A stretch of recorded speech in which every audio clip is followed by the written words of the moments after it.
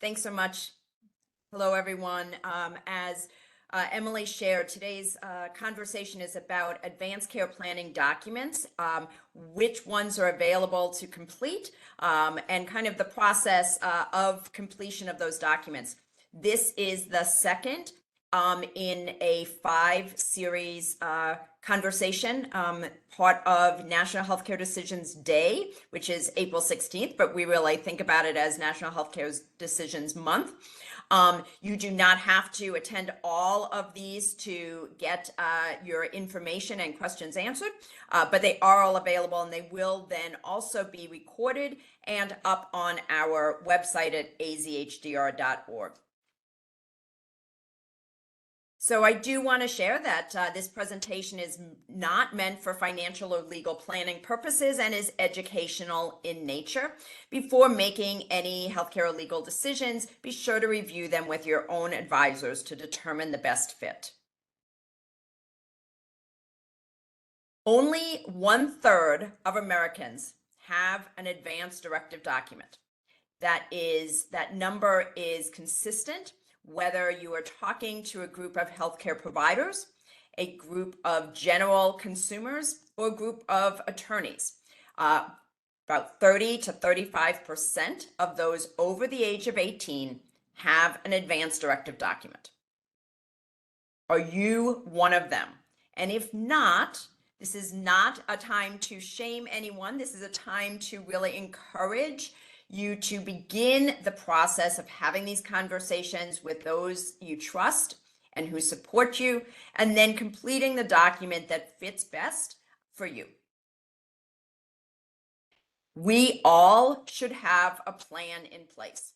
Without a document, there's a couple of things that can happen. These documents, one, allow you to name somebody to be your voice for decisions in healthcare if you are not able to complete having those conversations due to a medical condition. And if you haven't named someone, the state will name somebody based on a very specific order as to who will make that decision. We're going to go into that a little bit further. But it also leaves many questions open-ended for families and friends to have to really struggle with and determine what it is that you would want if you were the one who was able to communicate this.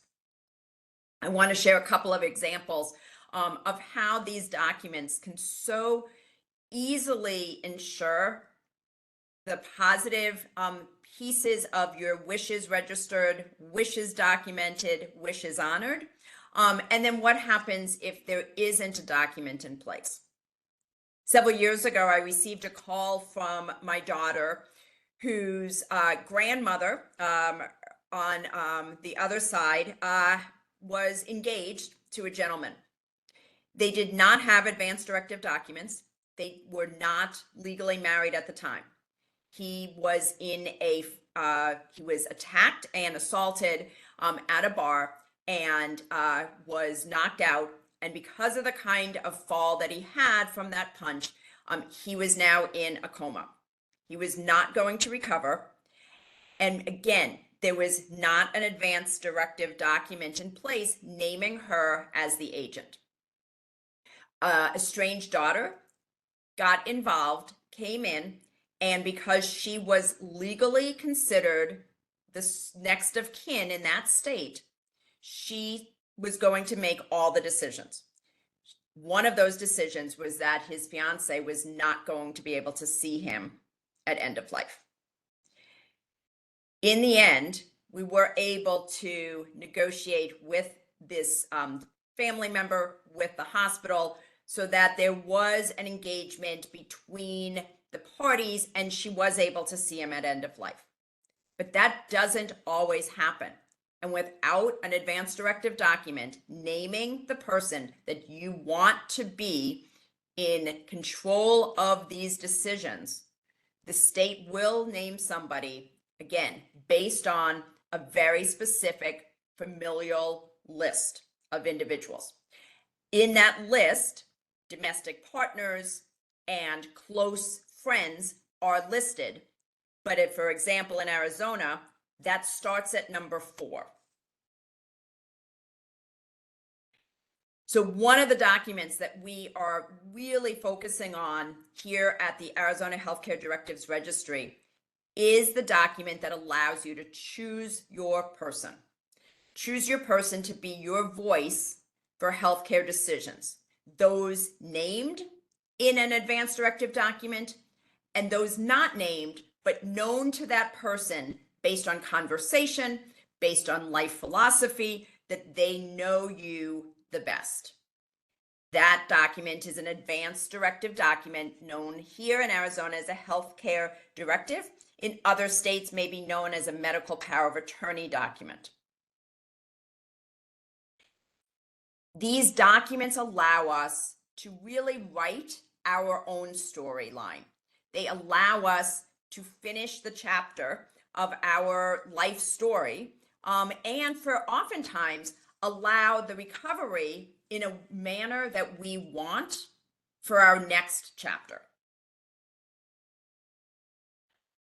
You make choices on a daily basis, where you want to live, where you want to work, who you want to be in a relationship with. In fact, the human brain makes over 35,000 decisions in a day. Most of these are not known to us.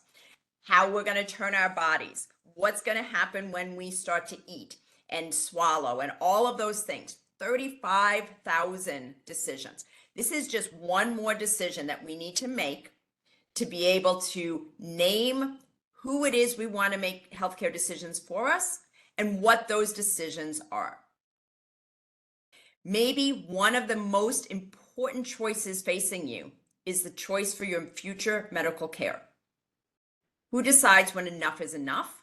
And what does enough even mean for you? You do. And you should be able to do that and talk through that with those close to you. Medical care today offers more options and treatments than we ever could have imagined years ago, some of which will allow us to be kept alive indefinitely in a serious situation that may not match our life philosophy or medical preferences. Talking about preferences and wishes, I'm not going to say is an easy thing, but it's more difficult if these conversations have not had. Putting our loved ones in a position of making decisions without having a roadmap, without having had these previous conversations, can be burdensome. Discussing these topics now can help. Talking about the kind of care you want and then putting it in writing. And the reason that putting it in writing is so key is that often in a crisis, often when people are faced with really difficult decisions, having it written down, knowing that that was the decision that that person was making, really relieves some of that burden that you can feel.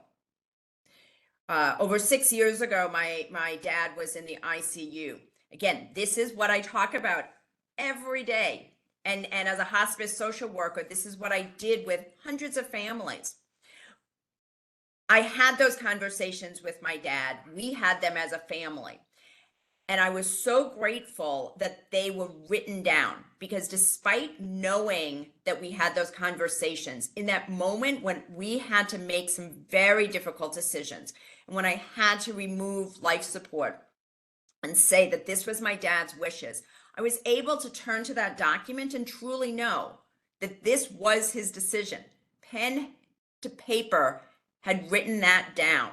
His signature was on that document. And it gave me and the rest of the family a lot of comfort knowing that.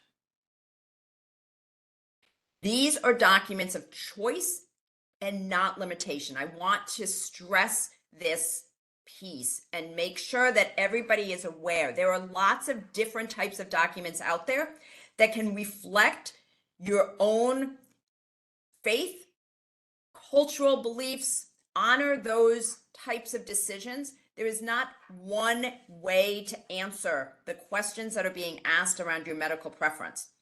Whether you want to be limited in your decisions around healthcare treatments, or you want the medical providers to attempt all different types of treatments, it is important that you document that. So let's talk a little bit about the actual directives themselves.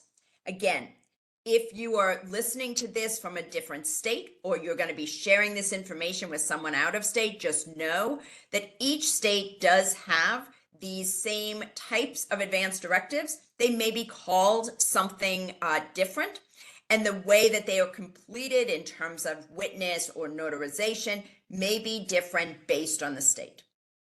But an advanced directive document is something that is drafted according to the law of that state that regards your wishes around healthcare and treatment. It can also talk about where you want your healthcare, who you want to be surrounding you. Can even go into the depths of what music do you want to play? Do you want to have someone, massaging you and giving you a massage, or painting your nails when you're not aware of your surroundings? All of those things that make kind of each one of us unique individuals in what kind of is key for us at different moments in our life. These documents are valid when you are no longer capable of making or communicating your own decision. It is important to understand that once you sign this document, it is not that someone can all of a sudden just take over control of your healthcare decisions just simply because they have the document. Healthcare providers have to determine that that individual no longer has medical capacity to be able to have these conversations. The types of documents we're going to talk about today are a living will, a healthcare power of attorney, sometimes known as a medical durable power of attorney. In Arizona, there is a unique document called a mental health care power of attorney. And then the pre-hospital directive, do not resuscitate. This is an out-of-hospital document that's completed and signed not only by you, but by your provider, healthcare provider. Here in Arizona, we also have what's called a POLST document. This document is a portable medical order, and both the pre-hospital medical care directive as well as a POLST document is not a document that everyone will complete when they're completing their other advanced directives. These documents are much more specific to somebody's more advanced illness or the state of their physical condition for them to be able to complete those documents. So let's talk a little bit more about the definitions and usage of these documents. So a living will, it's a legal document that tells your healthcare providers how you want to be cared for if you cannot make your own decisions about medical care. This is at end of life, and in a living will, you can say which common medical treatments or care you would want, which ones you would want to avoid, and under which conditions each of your choices applies. A durable power of attorney for healthcare, again, sometimes known as a medical power of attorney, is a legal document that names your healthcare proxy, the person who can make healthcare decisions for you if you are unable to communicate these yourself. Your proxy, also known as a representative, a surrogate, or an agent, should be familiar with your values and your wishes. A proxy can be chosen in addition to or instead of a living will, but having a healthcare proxy helps you plan for situations that cannot be foreseen, such as in a serious accident or a stroke. A mental health care power of attorney, again, not all states separate the responsibilities between mental health care and medical treatment, but they do for certain aspects here in Arizona. For those states that have this document, or if you choose to add in additional information regarding behavioral treatment, this can guide treatment decisions and placements when related to behavioral or mental health concerns. One of the confusing aspects to this document is oftentimes people do not see themselves needing to complete it because they have not been diagnosed with a mental illness. However, this document is also utilized for inpatient behavioral treatment placement if there is behavioral issues related to another diagnosis, Alzheimer's or dementia, could be a medication issue. So it doesn't mean that the reason for that inpatient behavioral treatment is strictly based on a mental health diagnosis. The DNR document There are different documents that address resuscitation. The out-of-hospital DNR form, sometimes also known as the pre-hospital medical care directive, and in Arizona, the orange form, guides first responders as to whether to begin CPR. No matter what your choice, this is not, and I want to make sure we say this clearly, this is not a do not treat document. First responders, even if this is a do not resuscitate document, will provide all other supportive care, even for those that do have a DNR. In a hospital, DNRs or medical orders are written out and are specific to that admission and that treatment period at the hospital. The out-of-hospital DNR is guiding, again, first responders and emergency personnel. So where do I get forms and who completes them for me? So these forms can be gathered in many different ways. On our website at azhdr.org, there are several links to these documents. Whether you are going to download the life care planning packet that is from the Secretary of State, or you choose to download and utilize the 5 wishes documents, AzHDR has documents, and those are noted as well. AzHDR, which is the Arizona Hospital and Healthcare Association, also has forms for Native Americans who want to kind of hear some different conversation that honors their choices.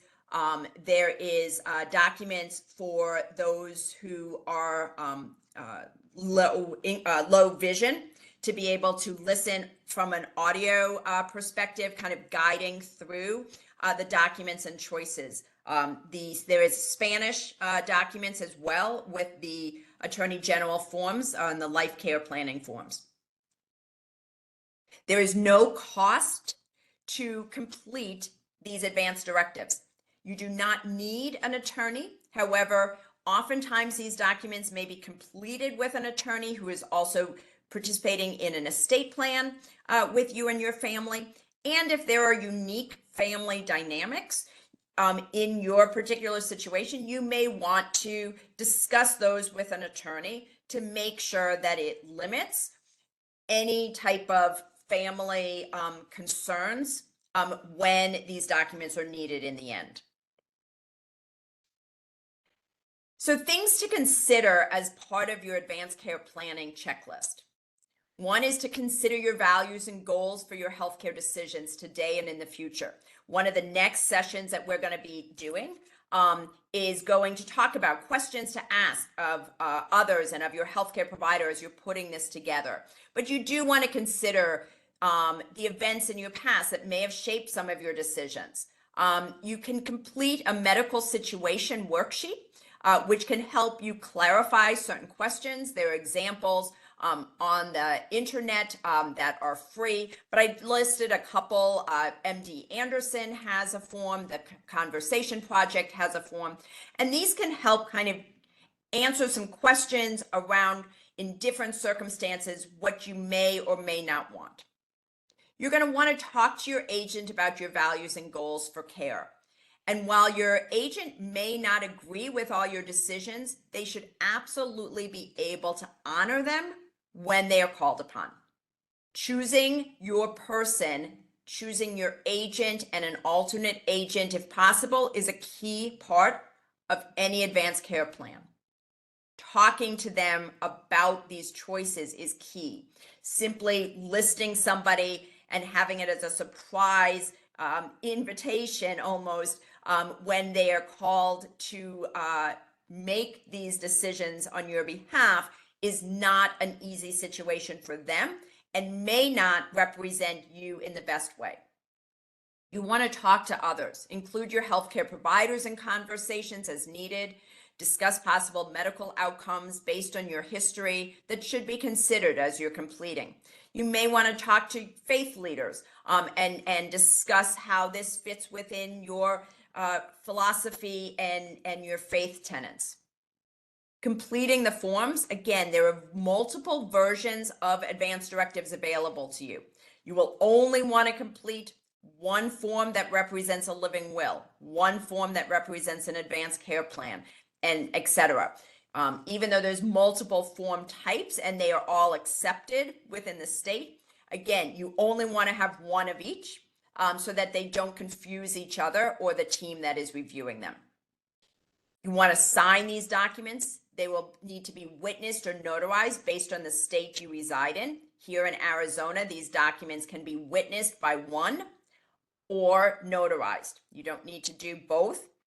Witnesses, there are certain categories that a witness needs to fall within. They do need to be over the age of 18. They cannot be related to you by marriage, blood, or adoption. That person who is witnessing cannot benefit in any way from your estate upon your death. They cannot be your primary care provider at the time that it is being signed. If you reside in Arizona, we encourage you to register your directives with the Arizona Healthcare Directives Registry and share your account information with your designated healthcare agent. As I go to the next slide, please feel free to put in any questions or comments in the chat box so that we can review them at the end. Don't wait until you're ready to take action.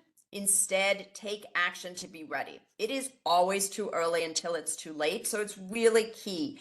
Have these conversations now. You can always be adjusting and changing these documents as you move forward, but start with at least the choose your person and your healthcare agent document. Again, advanced care planning happens over a lifetime. Our lives are not static, and these documents should be fluid and can change as situations change. So remember the 5 Ds. At least every decade, you should be looking at these documents and making sure they continue to reflect your wishes. If there is a divorce or family status change, make sure that the people named on these documents to make decisions continue to be the people that you want to be making these decisions. Your spouse is the first person, if you do not have an advance directive in Arizona, is the first person to be called upon unless there is a legal separation, for example. So make sure that these documents reflect who in your family you would like. Disease, you maybe have a new diagnosis, and these documents may want to reflect some of the symptom management that could come up based on your particular disease type. Death, oftentimes death in the family or friend often helps to inform us of what we would want or not want in our own journey and own end of life. And if there's a decline due to age or illness, you may want to go back and look at your document, talk with your healthcare provider to see if it continues to reflect where your health status is today. The greatest value of advanced directive documents is the content that they contain, but that value pays off only when they are accessible, when and where they are needed.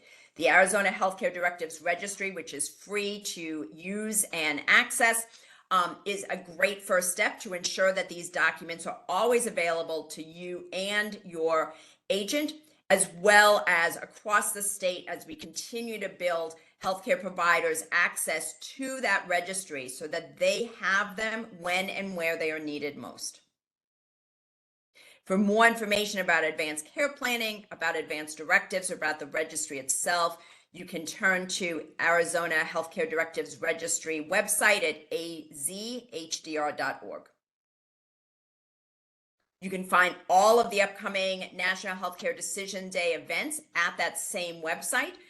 We have also listed those activities that are happening around the state from other organizations as well.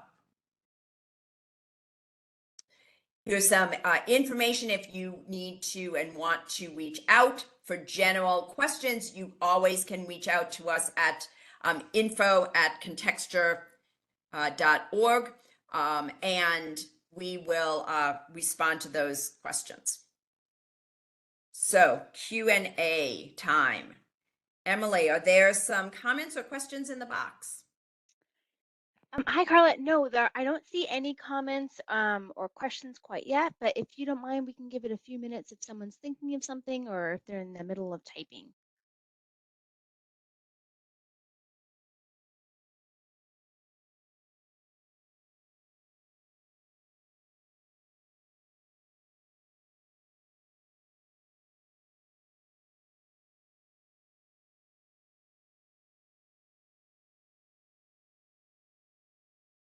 Please know if you have a question, you probably have someone else on this session that has that question too. So you will be doing a great gift and service to ask the question for someone who may be a little shyer as well.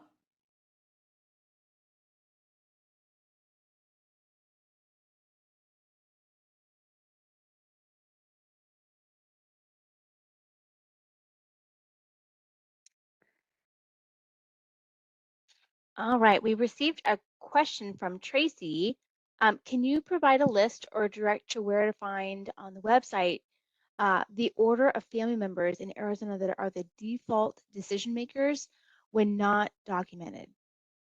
Yes, so great question. Thank you, Tracy. And we can make it a little easier on that site and we will make that list up.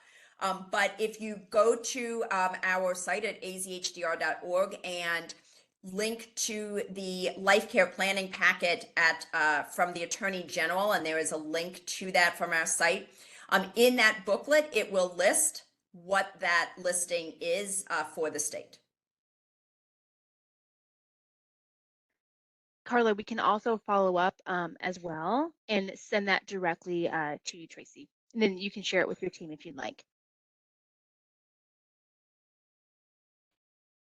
Another piece that there may be some questions out here on if you reside in another state, do your advance directive documents kind of follow you and can they be followed? So every state does have regulations in terms of how that works, but there are almost every state, and I don't know any that don't, will honor an advance directive document as long as it is completed in the way that your state requires it. So for example, if somebody is coming from Minnesota to Arizona, I do know that in Minnesota, it's required that there are 2 witnesses or a notary.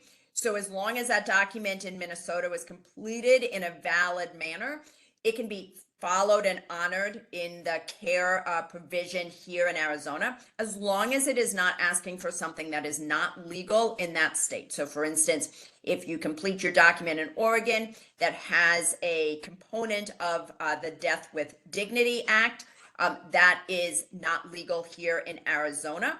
And so that portion would not be able to be followed in your document, but other aspects of the document, as long as it's completed correctly, would be able to be honored. The only document that typically does not will be the do not resuscitate out of hospital document, because those first responders are going to be specifically looking for the document from their state and what has been regulated with immunity and guidance.